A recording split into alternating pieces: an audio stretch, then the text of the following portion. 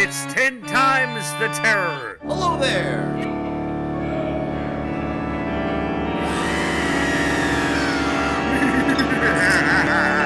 Getting old and senile. Hello, and welcome to 10 Times the Terror. We're having a special focus this week on Halloween and horror films. And this is Paul. I'm here by myself today, but I'm going to share with you, just for whatever interest it may generate, my choices of the top 10 horror films of all time. And there's different kinds of lists coming out, especially as we're getting closer to Halloween. But I want to say a few things to kind of, by way of introduction, because a list is only as significant in terms of as it indicates the criteria for what fits that. One of the things that's very striking is what's a horror film? And most of the famous actors we associate with it, going back to Boris Karloff and Bela Lugosi and on up to the present, did not like the term, objected to it, and they associated horror with things that were disgusting or perverse. But the term is stuck. And one of the things we have to note when looking back at the history of film is that while other types of film, other genres we could call them, whether they've been musicals or westerns or gangster films, they come and they go. They rise and they fall. They're at different periods of the case where, in the 1930s, Warner Brothers had a whole host of gangster films. The 1950s, MGM had a whole host of musicals. And on up to the present, you can see that again and again. These kind of resurface and whatever. The horror film, with very few exceptions, is pretty much of a constant. That it's always there. Now, there have been breaks in the chain, as it were, a few times, but the horror film never seems to really go out of fashion. And could be some reasons for that, but I think really it's because the horror film taps into very basic feelings and instincts that we all have. And so I would say that a horror film is made up of three elements. Again, one can choose to disagree, whatever, but I need to have some guidance when I'm making a list like this. So the three elements that I consider to be basic to a quote horror film are, first of all, fear. Obviously, you've got to be afraid of something. This is scary. Something's going on that's really frightening. The second point, though, is that something is unnatural. Now, the unnatural will sort of include the supernatural, but it's not limited to that. The unnatural can include madness. It can include delusions. It can include dreams. Anything that breaks down the ordinary chain of life could qualify here. When Dr. Frankenstein is creating his creature, his monster, it's not something that's supernatural, but it certainly is unnatural because he's bringing dead bodies back to life in a new form and all of that. We all know that how foundational that story is. But it's also how consistent these stories are. It's striking to note that with very few other exceptions, Frankenstein has been filmed in one way or another in every decade of the 20th century, beginning with the first version, which was done by Thomas Edison in the wilds of a place called West Orange, right?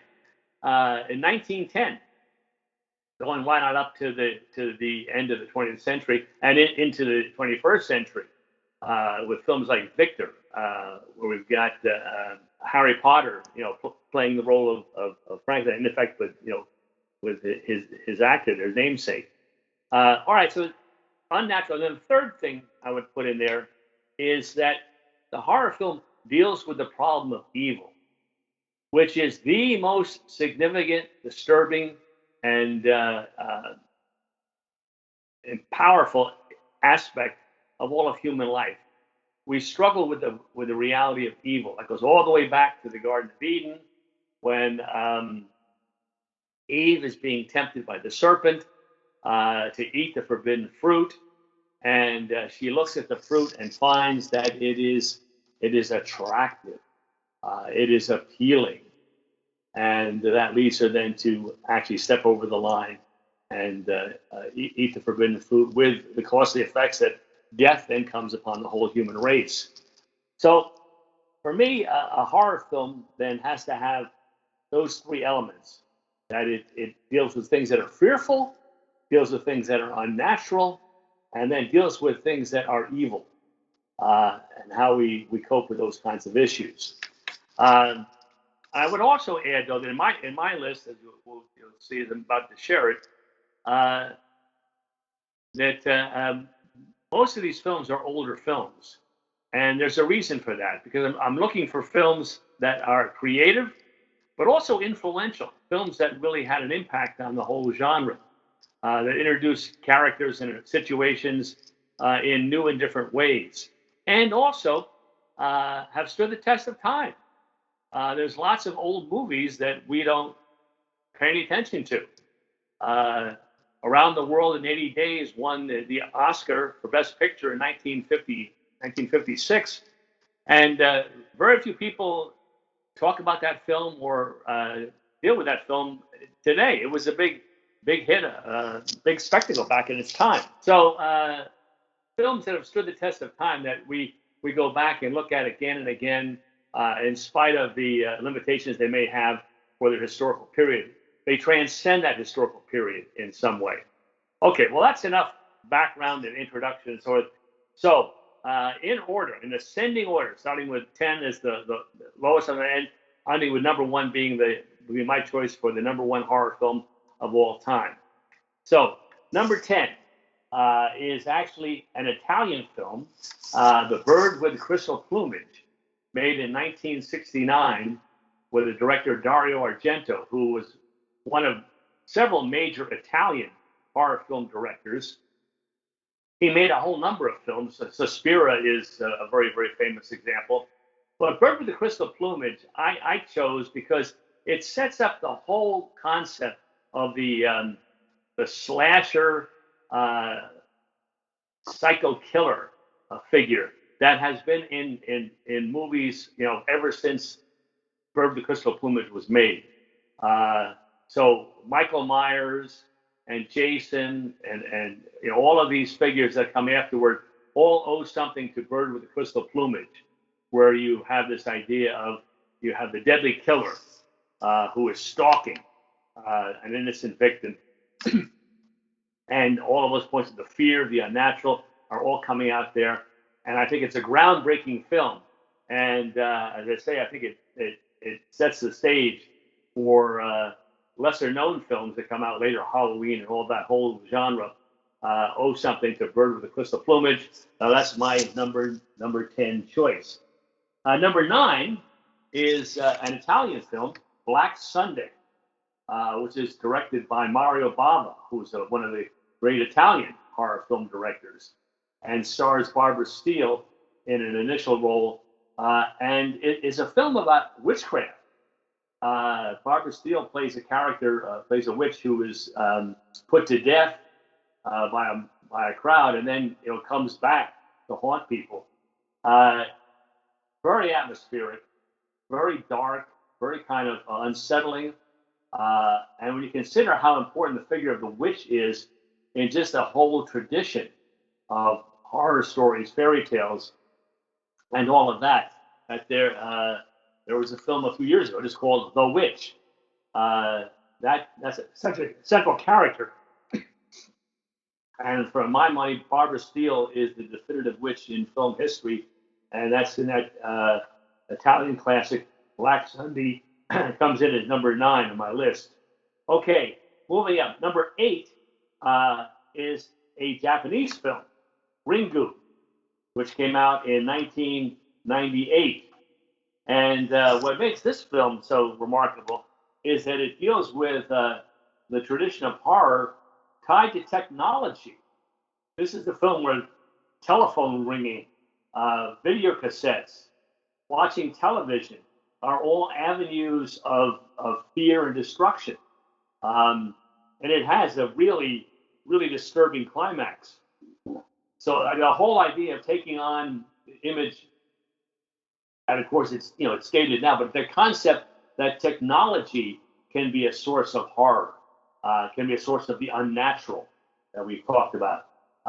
Really comes out in that film, and it was remade in America as just The Ring, but that's which is okay, but it's nowhere near as effective as the original Ringu. And also to kind of remind us that there's a whole tradition of Japanese horror films. There's a whole tradition of Italian horror films. There's a Japanese tradition, an Asian tradition too. When a film like Parasite wins Best Picture and also Best Foreign Film, and is in many ways, I would argue, a horror film, it shows how important these non-English speaking genres are. So, okay, so there they are. Number 8, Ringu. Moving up the list, number 7 is for me a classic from Hollywood's golden age, Dr. Jekyll and Mr. Hyde, starring Frederick March and directed by the renowned director Rouben Mamoulian, who devised a transformation that is still very impressive on film, and he was asked time and again to reveal his secret, and he never really did. And after his death, people were able to kind of figure out how he did it, but it's still very remarkable. Frederick March won Best Actor for the role, and Rouben Mamoulian brings in the whole German tradition of expressionism, which really defined the horror films of the 20s, 30s, and 40s in many ways. This also is a film that raises the fundamental moral questions. Is Jekyll responsible for Hyde's crimes? When Jekyll tries to repent, as it were, to offer his penance, is that real, or is it just a show? It really shows the torment of that. And there are all these interesting touches. Candles that are lit symbolize some kind of hope. Candles that are not lit symbolize the opposite, the absence of hope. Very carefully crafted film.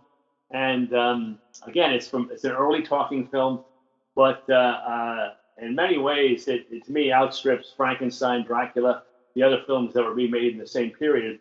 Were equally famous, but this film, with its performance by Frederick March and the makeup and so forth, its Hyde is almost a werewolf, animalistic figure in this, and it's very powerful. So yeah, it's melodramatic. It belongs to the early talking period, but it still is really an unforgettable experience. When MGM 10 years later wanted to refilm the story, they really basically copied the 1931 version, and to try not to have that interfere with their new version, they bought up a lot of the old copies, a lot of the existing copies of the 1931 Frederick March version. So that wasn't available for decades, but it is now, and it's a major part of film history. And again, it raises that point about guilt and repentance and expressions of pardon, and the whole idea of, is there grace here anywhere? The problem of evil is very strong in this, and how it overcomes the best intentions of Jekyll. Actually, it's called Jekyll in this particular version because that was apparently the actual Scottish translation. It got changed back to Dr. Jekyll and Mr. Hyde. Again, this story is one of the most important horror stories in English literature. Been filmed many, many times. I think any list of great horror films has to include some version of it. And so that's why I have it here. The Rouben Mamoulian directed Dr. Jekyll and Mr. Hyde from Paramount in 1931, open New Year's Eve, 1931. Number 7 on my list. Okay, moving right along. Number 6 is Bride of Frankenstein, which actually I would have to say is the most creative film on the whole list. Reason it's not higher than number 6 is it's hard to define if it's really a horror film. It's got so many elements of it. It picks up pieces from the actual novel. It has this really incredible almost bizarre opening sequence where you actually have Mary Shelley with her lover Percy Shelley and also Lord Byron in a famous event that took place in 1816, where they're on a holiday and it's raining the whole time, and they come up with the idea of writing a ghost story or a horror story. And of course, Mary Shelley goes on to write Frankenstein. So even to have that as the prologue is kind of amazing, showing the literary origin of the film. And there's just so many pieces of this. Boris Karloff was not happy with the monster speaking, but it's a bravura experience. And there's all kinds of religious imagery, which I don't think is meant to be mocking in any way, but it's also kind of tragic that the religious element doesn't overcome the other negative elements that are happening in the story. So, but really an amazing kind of film, and it's one of a kind. But there's enough aspects of the horror tradition to be part of it, but it even goes well beyond that. So that's number 6, Bride of Frankenstein. Again, so many things you can talk about with that film. I can spend all day talking about it. The music alone is very, very remarkable, and was used for years afterward in Flash Gordon and Buck Rogers serials. Tremendous stuff.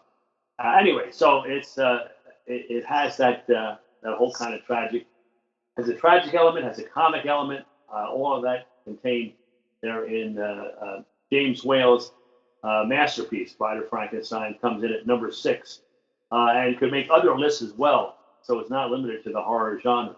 Number 5 is Horror of Dracula, the British version of Dracula, filmed in 1958 by the director, I would say, is second only to James Whale among horror film directors, Terence Fisher, starring Peter Cushing as Dr. Van Helsing, and Christopher Lee as Count Dracula.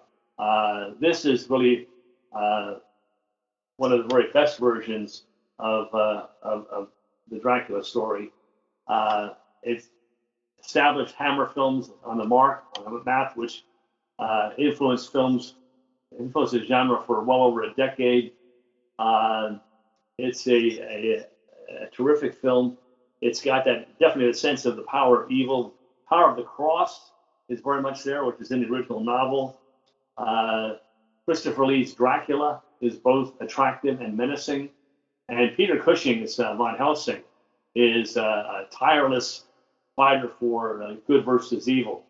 And so it all comes together. It's actually not, I'm not going to argue it's the best version of Dracula, but it's one of the most influential versions, and introduced a whole different way of doing horror films that was much more explicit, not necessarily in a gratuitous way, but much more kind of upfront and direct.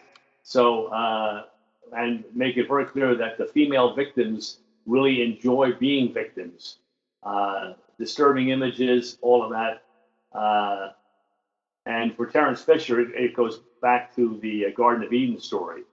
The fangs of the vampire is like the fangs of the serpent, and the woman gets enticed by him, and then the whole contagion spreads through the community. Okay, so the best of the Hammer films. Well, not quite the best. I have to say one of the best, because I've got another one coming up here. But anyway, that comes in as number 5. Number 4, again, we're in ascending order. Number 4 is what I would call the best version of Dracula, which is the German silent Nosferatu, filmed in 1922 by F.W. Murnau, one of the great film directors in history.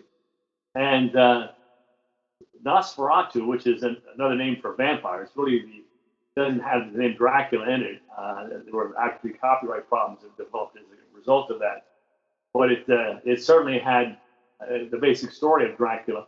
And rather than the Dracula of Bela Lugosi or Christopher Lee, who were kind of initially attractive figures with opera capes and all of that, and tuxedos, this vampire, this Dracula, is like a goblin or some kind of a ghoul or a troll.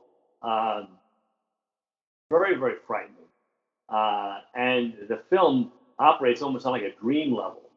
So it's a silent movie.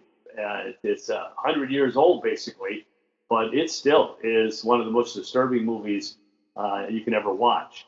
And it is. It is like watching a nightmare unfold before you. And the character here of the vampire is unforgettable. And one of these films can be debated too in terms of, does it lay some of the groundwork unintentionally for the emergence of Hitler? I mean, there's a lot of things going on here. It is a major, major film, and probably the best of the great German classics of horror that are in the silent period. Include films like The Golem, Cabinet of Dr. Caligari, Warning Shadows. There's a whole tradition. Again, I'm picking films that represent whole movements of film, whether that's Italian Gothic films or German Expressionists. These are, I'm trying to pick what are, in my opinion, are the best of those genres and those types of film. Okay, number 3 is what I would consider the best of the Hammer films, The Devil Rides Out, 1968, again directed by Terence Fisher, starring Christopher Lee, and starring Charles Gray as Makata, the Satanist in this. This is a film about black magic, and it is very, very powerful. The special effects are adequate for its period, but what makes the film really effective is Terence Fisher's direction, which is very, very sharp and pointed, and keeps dragging us deeper and deeper into things that involve Satanism and witchcraft. Christopher Lee, who's often a villain, here plays a hero, the Christian warrior, the Duke de Relicio, and Charles Gray is the Satanist. This is a film where the sharp lines between good and evil are very clear. There's no uncertainty as to what's going on here. What the problem is, though, is that evil is deceptive. It is attractive, and as the Bible says, the Satan masquerades as an angel of light.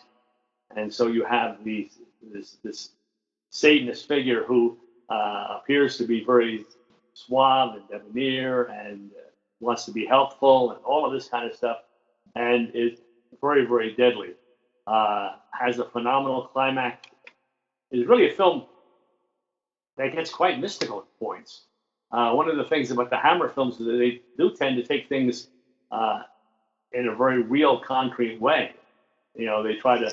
It's not the ethereal kind of things that we see both in German Expressionism or in the early Hollywood films. They're not terribly mystical. They have a definite reality to them, even though the reality is often supernatural. But in this film, you do get mystical stuff going on. Souls being transmitted from one body to another, and things like that. Again, Rosemary's Baby, The Omen, all of these films about Satanism and witchcraft come out later, are nowhere near, in my opinion, the same league as The Devil Rides Out, which makes a clear case for why evil is so present and so appealing and so effective. Okay, moving along here up the ladder. Number 2 is The Wicker Man, 1973, directed by Robert Hardy, from a script by Anthony Schaefer, who directed the Broadway play Clue, and starring Edward Woodward as a Christian police sergeant, and Christopher Lee as the head of a neo-pagan island off the coast of Scotland. This is a film that is really disturbing, and again forces us to think about what is the nature of evil. Again, when you think of evil, so often being the case of storms and lightning and pouring rain and all of that. This is all in the context of the birth of spring and the celebration of May Day. The later film Midsummer picks up some of these same ideas and themes. But the Wicker Man is very, very unsettling. And it does deal with this idea of pagan ritual that is still going on in the latter part of the 20th century. And Edward Woodward is Sergeant Howie, and he's a very committed Christian. He's a very committed police officer. He believes that a little girl is being threatened with child sacrifice. So we're getting into things that are really, really dark and unsettling. So powerful film, not easily forgotten. Been called the Citizen Kane of horror films. So it comes into my ranking as number 2 overall. Certainly the best British horror film of all time. Number 1, film that is well known and still very influential, Psycho, directed by Alfred Hitchcock. This again is a film that is pointing us in the direction of what will become the slasher films later on. It's not quite as explicit as certainly as Bird with the Crystal Plumage, but it does have an idea, and it is a film that suggests, first of all, you're dealing with madness or schizophrenia, if you will, as the film plays out. But it's also a film that I would argue that sets you up for what you think will be a dream from which you will awaken. But unfortunately, this is a dream you don't awaken from. The conventional Hollywood way of dealing with this would have been when Marion Crane she's stolen this money. No spoiler alerts if anybody knows the film. And she pulls over to the side of the road and goes to sleep. And then a police officer comes and wakes her up. The rest of the film unfolds, and oddly enough, the police officer kind of follows her, which seems kind of strange. But of course, we end up in the Bates Motel, and we're dealing with things that are certainly very, very unnatural, and well presented here. Hitchcock's drawing on other films that had similar kinds of senses. Janet Leigh gives a great performance as a victim who dies within the first third of the film, which totally throws us off. So all of this, it comes together in a film that is still scary, still unsettling. And I would say, in a conventional way, the film would have ended with, again, repeating that scene where Marion is asleep in a car on the side of the road and gets awakened by the police officer. And then it's all been a bad dream, and she turns around and drives back to the city, and she's going to turn herself in and turn back the money that she stole. That would be a conventional Hollywood approach to it, sort of like the Fritz Lang film, The Woman in the Window, and so forth. These films where it's all a dream at the end, as disturbing as it has been, and you kind of dovetail back to that. I think Hitchcock deliberately sets it up as though it's going to be that way, but that's not the way it is. And I think the fact that it's like a nightmare you don't awaken from makes it especially effective. So I think Psycho sets up all kinds of resonance for decades afterward with this idea. And certainly the idea, too, that it's based on the novel by Robert Bloch called Psycho, where Ed Geer, who was a real person, and who actually did kill innocent women and actually even skinned them. And his character was sort of the inspiration for this, and that influence shows up later on in everything from the Texas Chainsaw Massacre to the Silence of the Lambs. So to me, Psycho stands. There's other great films obviously on this list. Psycho stands alone, I think, as the best horror film, all things considered, of all time. Just a final comment. What is my favorite horror film? So if you want to ask, there's the critical evaluation, and then there's your personal favorite. And my favorite horror story actually is also a detective story. It's The Hound of the Baskervilles, where Sherlock Holmes makes a great statement. He said, in a modest way, it may be said that I have tried to combat evil, but to take on the father of evil himself may be too ambitious a task. For Holmes is called in to take on a demonic curse on the Baskerville family. Again, film has been made. And put Sherlock Holmes in that kind of a setting is just too impressive. Film has been made many times. My choice of the best one would be the Hammer one with Peter Cushing and Christopher Lee, directed by Terence Fisher in 1959. The only drawback in the film is the initial appearance of the Hound, which leaves something to be desired. But the Hound lunges at poor Christopher Lee and actually bit him, and he had to go briefly to the hospital. He did not, he pointed out, did not draw blood, but it's scary enough that they had to motivate this Hound to really become an attacking monster. So, and what makes that story so effective is much more than any physical violence is the sense of mood and atmosphere. Set in the English moors, it's like a haunted landscape. And that comes up in other novels, Wuthering Heights, Tess of the D'Urbervilles, Jane Eyre, that there's something menacing about those dark moors in England.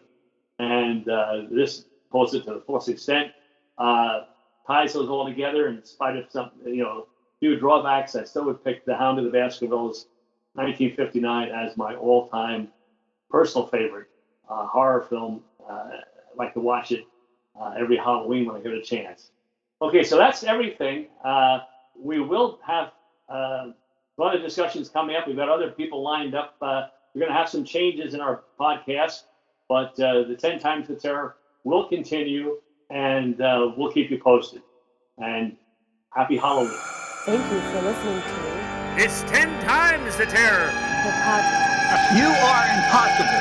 Welcome, you're well intentioned, but totally wrong. Thank you for listening to 10 Times the Terror. This podcast would not be possible without listeners like you. You can find out more about our podcast by visiting our website, 10timestheterror.com. That's 10xtheterror.com.